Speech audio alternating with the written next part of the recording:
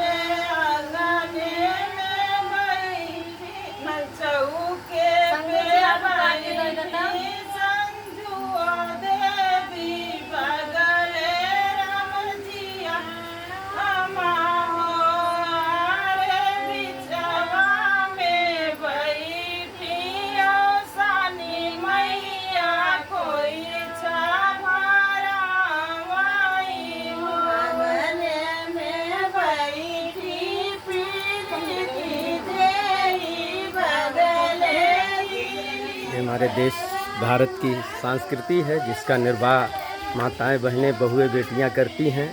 आज भी हमारा वैष्णव धर्म अजर अमर है और ऐसा रहना चाहिए। मैं सभी संप्रदाय और हिंदू भाइयों से कहना चाहता हूं, माताओं बहनों से, आप सभी देवी देवताओं पर पूर्णतः विश्वास रखिए, सच्चे संयम पर विश्वास रखिए। आज भी देखिए हम उस गर्मी का सामना कर रहे हैं, उसका कारण है हमारे पास कच्चे मकान नहीं हैं, वो पुराने खान पान रीत रिवाज नहीं है। आप देखते थे ये हमारा कूप है जिसका बहुत ही शीतल जल होता था और लोग इसका आनंद लेते थे। खेती की सिंचाई भी इसी से होती थी और इसी से शरबत बनाए जाते रहे। कपड़े का धुलना, स्नान करना और पशुओं को धुलना, खिलाना इत्यादि चलता रहा। आज समय धीरे धीरे बदल रहा, हम विज्ञान पर निहित होते जा रहे हैं। पहले हम 1 लीटर जल के साथ दिशा मैदान जाते थे, आज आप देख रहे हैं आवश्यकता के चलते, विज्ञान के चलते 10 लाख रुपए के लागत से लेटरिन, बाथरूम इत्यादि आज बनाना बहुत ही अनिवार्य विषय हो गया है।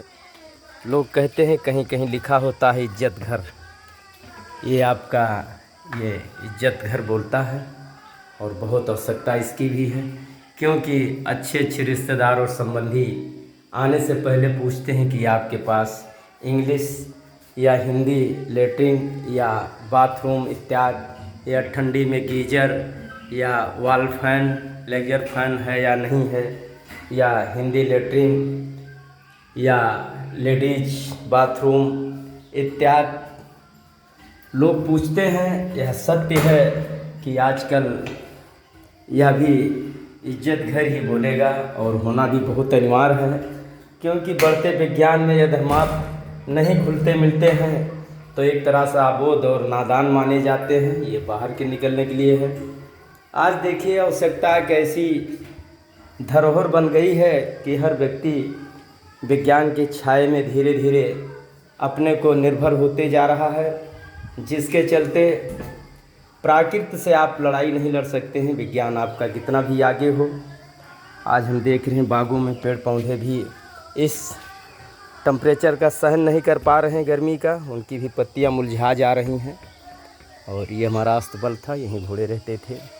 समय है, समय का निस्तारण मस्तिष्क से करना होगा। ये पीपल का वृक्ष है, ये हमारा पाकड़ है, आप देख रहे हैं और बहुत अच्छा है। यहाँ कुछ समय यापन करते हैं बैठकर।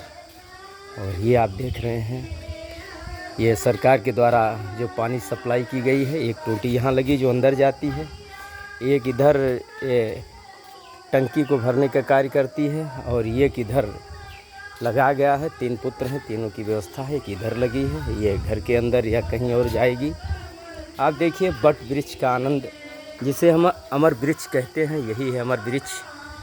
जिसका अंत नहीं होता है, यथार्थ और सत्य। आज कलयुग में भी एक ऐसा वृक्ष है जो अजर अमर है। ये सत्यता है आप जो देख रहे हैं।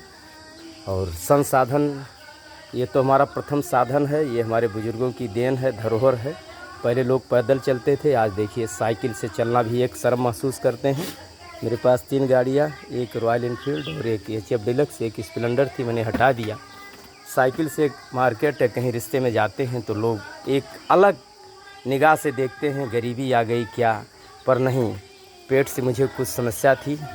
मैंने कहा साइकिल प्रातः चलाते हैं, कभी कभार 4 किलोमीटर जनपद अयोध्या गोसाईगंज मार्केट जाते हैं तो लोग पूछते हैं इत्र मित्र क्या गुरुजी गाड़ी हटा दिए कि तेल कम हो गया। पर ऐसी कोई बात नहीं है, सब मंगलमय है और मंगलमय रहना चाहिए और अच्छी बात है और अच्छा होना भी चाहिए। और ये संसार है, संसार की व्यवस्था में हर घर का गार्जियन त्रस्त है। खान पान रेडीमेड के चलते नाना प्रकार की बीमारियां इत्यादि का लोग सामना कर रहे हैं। हमारे बुजुर्गों के दिए हुए सत्तू और राब का रस, बेल का रस, आप देख रहे हैं। गन्ने की पेराई होती थी, घर पर लोग गुड़, राब तथा सिरका इत्यादि बनाते थे। आज देखिए किसी घरों में आप नहीं पाएंगे। 10 ग्राम गन्ने का रस और बर्फ़ का पानी आप देख रहे हैं ठेलों पर बिक रहा, बड़े चाव से लोग उसको ग्रहण कर रहे हैं। हम धीरे धीरे विज्ञान के और रेडीमेड पर निर्धारित होकर बड़प्पन की तरफ जा रहे हैं। पहले क्या था, लौकी, कोहड़ा, बाँस इत्यादि, दही, दूध, माठे, ये सब गांव में फ्री मिलते थे। एक के घर है, एक के नहीं है, लोग भेज देते थे। आज क्या है, 100 रुपये किलो दही, वह भी रेडीमेड की तरह है, वो क्रियाओं से आरहित है। पहले दूध को जमाया जाता था, किस तरह से दही बना दी जाती थी। देखिए आजकल माताएं बहनें सिरका ले रही जो सीधा अल्कोहल है, पर लोग उस पर डिपेंड है। तो आप देखिए अचार बनने का समय है, घरों में ऐसे साल भर मसाले नहीं होंगे, पर सारे लोग सिरका, अचार, खटाई इत्यादि बनाते होंगे। हम अपनी बीमारी को और अपनी आवश्यकता को दोनों को एक में मिलान करके और धीरे काल के मुंह में जाने के लिए बिल्कुल आतुर हैं। सभी रेडीमेड बैठता, अच्छी अच्छी बहुएँ, बहन बेटियां जाकर ठेलों पर चाउमीन, कहीं कुछ आप देख रहे हैं। इतने खाने के प्रोग्राम आइटम परोस दिए गए हैं मार्केटों में कि हम उसका उन्मूलन ही नहीं कर सकते हैं कि क्या है। अब जो नहीं खाया, जो नहीं पाया, उसे हीन भावों से देखा जा रहा है, ये व्यवस्था है। इसके बाद लोग डॉक्टरों के यहाँ लाइन, मैंने देखा गोसाईगंज में एक्सरा दवा हाथ में ली हैं, चाट के ठेले पर जमी हुई हैं। पतिदेव जी या देवर जी खरीद कर दे रहे हैं, बोल रहे हैं घर के लिए भी ले चलें। नहीं, माता जी जान जाएंगे, यहीं जो खाना 1-2 पत्ते खा लो। ये पोजीशन है।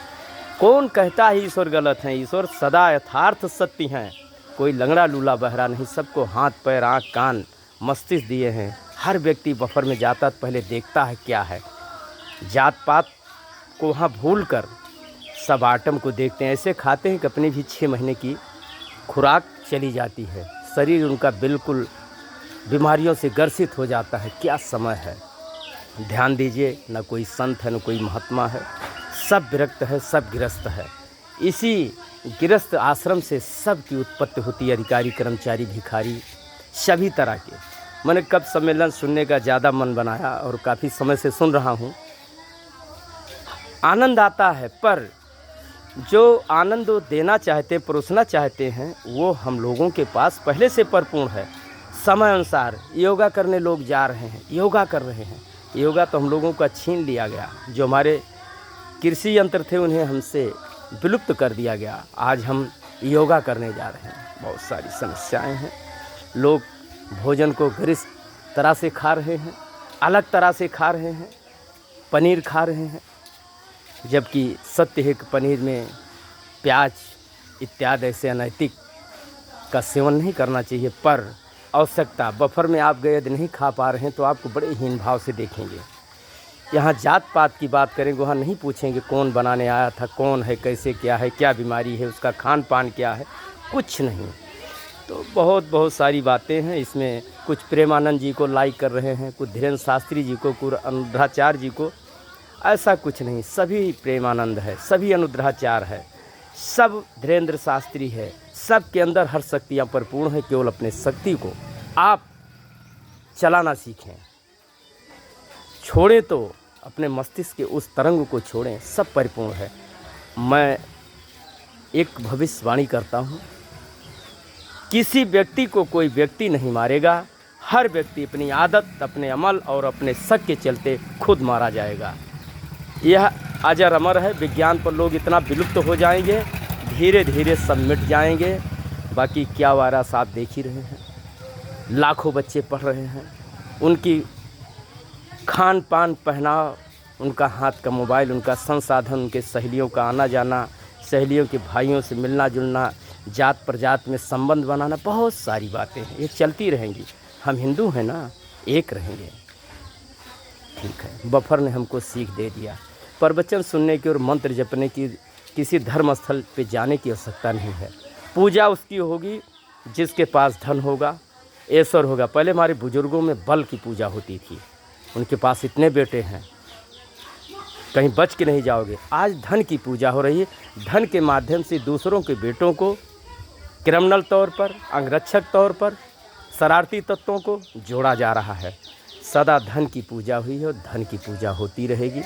प्रेमानंदचार्य जी ज्ञान देकर क्या करेंगे, धीरेन्द्र शास्त्री जी क्या करेंगे, अनुद्राचार्य जी, मुरारी बापू इत्यादि क्या करेंगे, कौन भाव भजन में जा रहा है। 2 मिनट के लिए सुनने में, आजकल गांव में श्रीमद् भागवत या श्री रामचरितमानस का पाठ हो रहा, लोग इसलिए जाते हैं कि ये हो कि मैं गया था, ग्रहण करने नहीं जाते हैं, हाजिरी देने जाते हैं। सबको सब पता है, कहा गया है, मेरे बुजुर्गों ने कहा है, जिसकी लाठी उसी की भैंस। जो सत्ताधारी हो जैसे ले चलेंगे आपको चलना पड़ेगा।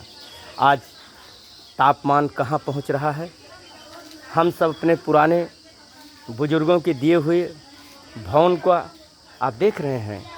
ये 70 रुपये 1000 ईंटें थे, तब की बनी हवेली थी, ऐसे गई थी, डबल हुआ था, तोड़ा गया। ये चैंड हीरा एंड हरगोविंद से मकान बना था। इसके पहले कच्चे मकान थे, इस कुएं का जल था, खेत के सारे शुद्ध अनाज थे, साग सब्जियां इत्यादि थे, फल फ्रूट भी थे। अब सब विलुप्त हो रहा। मेरे गांव की 112 घर ब्राह्मणों का 52 बीघे की बाग है, जहां इतने वृक्ष थे कि अंधेरा मालूम होता था। पर आज देख लीजिए, गिनने में 50 पेड़ भी नहीं आएंगे, सब सूख रहे हैं, विलुप्त हो रहे हैं। जो नए लगाए भी जा रहे हैं उन्हें भी नष्ट कर दिया जा रहा है। रोड चाहिए आपको, रोड अच्छी बन रही, अच्छे अच्छे वृक्ष कट जा रहे भी है। अयोध्या जनपद के कस्बा गोसाईगंज बीटी पुल के चौराहे के पास हनुमान जी का प्राण प्रतिष्ठित प्राचीन मंदिर हटाया गया, जहां आज के समय में 100 लोग बैठकर अपना छांव का आनंद लेते थे। आज उसे गिमटी की तरह छोटा सा बाईपास पे बना दिया गया। आवश्यकता, सारे वृक्ष कट जा रहे हैं, होगा क्या, बहुत कुछ होगा। और होने लायक भी हम सभी भारतवासी के सभी संप्रदाय, हिंदू, मुस्लिम, सिख, ईसाई, जैन, किन्नर सभी हैं। क्योंकि हम लोग अपनी आवश्यकता के पीछे, रेडीमेड खान पान के पीछे, बाल की कटिंग के पीछे, पहनाव के पीछे हम सब मिट जा रहे हैं और मिटते चले जाएंगे। प्रवचन सुनने से, संतों के इस सम्मेलन में जाने से कुछ होने वाला नहीं है। सब आपके पास है और अपने में रहना सीखो, संयम में रहिए। धन्यवाद आप सबको। भारत माता की जय। जय जवान जय किसान। यदि आपको पूजा करनी है तो उन महापुरुषों की, उन वीर गति गए हुए हमारे फौजी भाइयों का फ़ोटो लगाइए, पूजा कीजिए, जिसके बल पर देश चल रहा है। बाकी नेता, पत्रकार और तमाम तरह के लोगों पर आप क्यों टिप्पणी करते हैं, ये सब आपको कुछ देने वाले नहीं है। सब अपनी खेती के चलते आपका प्रयोग कर सकते हैं, यथा दुरुपयोग भी कर सकते हैं। इसलिए मैं कहना चाहता हूँ, जय जवान जय किसान का नारा था, किसान शब्द हट गया, जय जवान जय विज्ञान का नारा है। अब तो मैं कहना चाहता हूँ, जय विज्ञान जय विनाश का नारा लगना चाहिए। यही सत्य है और मेरी भविष्यवाणी है कि प्राकृत सबको मार देगी। आदत अमल शक की बीमारी पूरे भूमंडल में नहीं है। अपने आदत अमल और शक के चलते हर व्यक्ति मारा जाएगा। वो किसी भी जाति संप्रदाय का हो, किसी भी धर्म से जुड़ा हो, हर व्यक्ति भ्रमित है और भ्रमित रहेगा। इसी के साथ मैं आदिशक्ति माँ धरोहर गंगा जी को प्रणाम करता हूँ।